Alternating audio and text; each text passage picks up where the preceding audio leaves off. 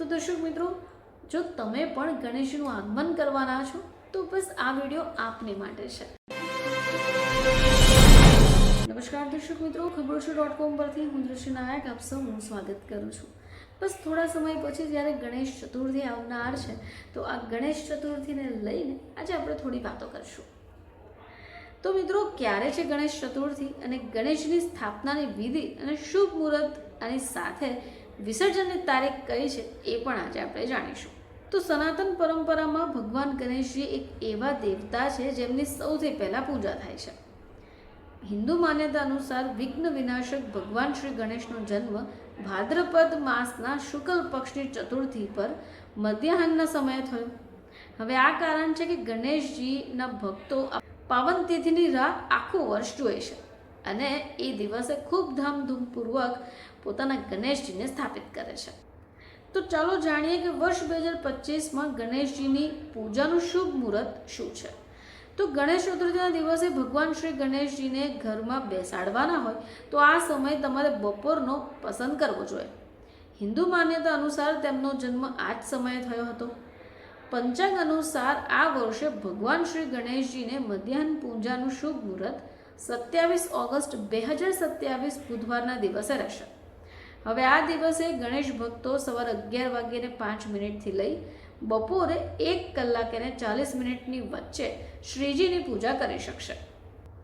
હવે ગણેશજીની પૂજા માટે એવી માન્યતા છે કે આ દિવસે ગણેશ ભક્તોએ સવારે વહેલા ઉઠીને સ્નાન ધ્યાન કર્યા પછી સૌથી પહેલા ગણેશ ચતુર્થીના વ્રત દરમિયાન વિધિ વિધાનથી કરવાનો સંકલ્પ લેવો જોઈએ। હવે આ પછી ઈશાન કોણમાં એક ચોકી ઉપર પીળું કપડું પાથરીને ગણેશજીની મૂર્તિને સ્થાપિત કરવી જોઈએ। આના પછી ગણેશજી ઉપર ગંગાજળ છાંટીને તેમને સ્નાન કરાવવું જોઈએ અને સિંદૂર તિલક લગાવી વિધિ વિધાનથી પૂજા કરવી જોઈએ।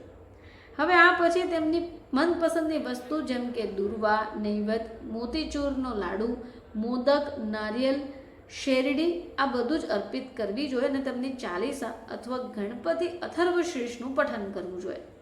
હવે પૂજાને અંતમાં ઘંટડી, ઘડિયાળ, શંખ અને મંજીરા આ બધી વસ્તુઓથી આરતી પણ કરવી જોઈએ।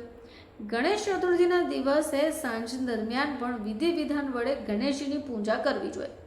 હવે આ સમયે તમે ઈચ્છો તો બ્રાહ્મણ અથવા પૂજારીને ભોજન પ્રસાદ કરવા પછી જ પોતે કંઈ પણ એટલે કે અનાજ ગ્રહણ કરવું જોઈએ।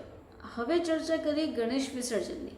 તો હિન્દુ માન્યતા અનુસાર 10 દિવસ ભગવાન શ્રી ગણેશજીની વિધિ વિધાનથી પૂજા કરવામાં આવે છે અને બાદમાં જ તેમને વિદાય કરવામાં આવતા હોય છે। હવે આ એ સમય હોય છે જે દિવસે તેમની કૃપા મેળવવા માટેનો ઉત્તમ દિવસ હોય છે। આ જ કારણ છે કે આ દિવસે ગણેશ ભક્ત ખૂબ જોરોશોરોથી તેમને શુભ મુહૂર્તમાં વિદાય આપે છે। પંચાંગ અનુસાર આ વર્ષે ગણેશ વિસર્જન 6 સપ્ટેમ્બર 2025ના રોજ રહેશે। તો દર્શક મિત્રો, જો તમે પણ ગણેશનું આગમન કરવાના છો તો બસ આ વિડીયો આપને માટે છે।